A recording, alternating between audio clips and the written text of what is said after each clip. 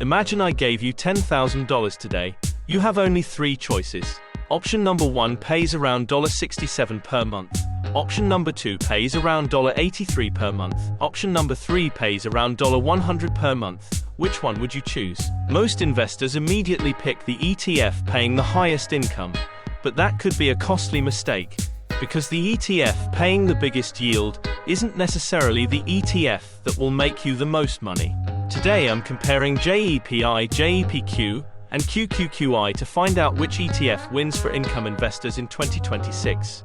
And at the end I'll show you exactly where I'd invest my own $10,000. Before we look at the ETFs, let's talk about something most YouTube channels ignore.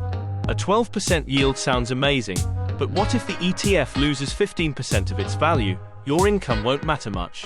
That's why today we're evaluating income, growth, risk, not yield alone. ETF number 1, JEPI. Let's start with JEPI, currently one of the largest income ETFs in the world. Assets under management, more than $40 billion. That alone tells us investors trust this fund. Top holdings: Microsoft, Amazon, MasterCard, Visa, Howmet. These aren't speculative companies, these are cash flow machines. How JEPI creates income. This is where it gets interesting. JEPI owns stocks. Then JP Morgan uses equity-linked notes. Those notes generate option income. That option income gets distributed to investors. Think of it this way. You aren't only collecting dividends, you're collecting dividends plus option premiums. For a $10,000 example, yield 8%, annual income $800, monthly income $67. The problem? If the market explodes higher, JEPI often lags. That's the trade-off. You sacrifice some upside for smoother income. Quick question.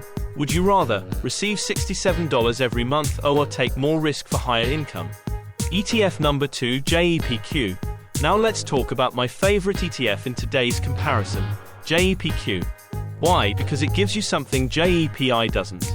Massive exposure to AI. Top holdings: Micron, Microsoft, AMD, Meta, Broadcom. In other words, you're getting exposure to the companies driving the AI revolution. How it generates income. Same concept as JEPI. JP Morgan sells options, collects premiums, pays investors. Why the yield is higher? Technology stocks are more volatile. More volatility means larger option premiums. Larger premiums mean larger distributions. $10,000 example. 10% yield. Annual income $1,000. Monthly income $83. The question: can Nvidia, Microsoft and AI continue dominating? If yes, JEPQ could be the sweet spot between growth and income. ETF number 3, QQQI. Now let's talk about the income monster. QQQI. This ETF gets attention for one reason: yield, lots of it. Top holdings: Nvidia, Microsoft, Apple, Micron, Alphabet Inc. How it creates income. QQQI uses a more aggressive covered call strategy. It sells options more actively than JEPI and JEPQ. That generates more income, but there's a catch. The higher the income, the greater the chance you limit upside. For a $10,000 example, 12% yield results in $1,200 annual and $100 monthly. That's nearly enough to cover Netflix, Disney+, Spotify, Prime Video every month. The battle. Let's compare. ETF yield, monthly income best for. JEPI 8%, $67 stability. JEPQ 10%, $83 growth plus income.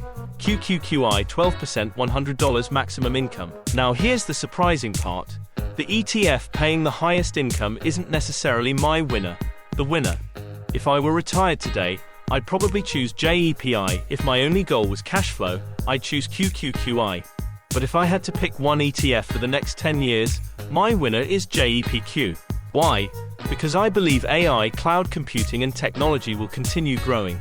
JEPQ allows me to generate monthly income, own leading technology companies, participate in long-term growth.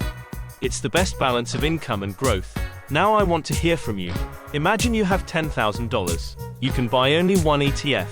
JEPI, JEPQ or QQQI, which one are you choosing? Comment below. And if you're serious about building passive income through stocks and ETFs, subscribe to Stock Market Analyst, because every week I break down investment opportunities before they become mainstream.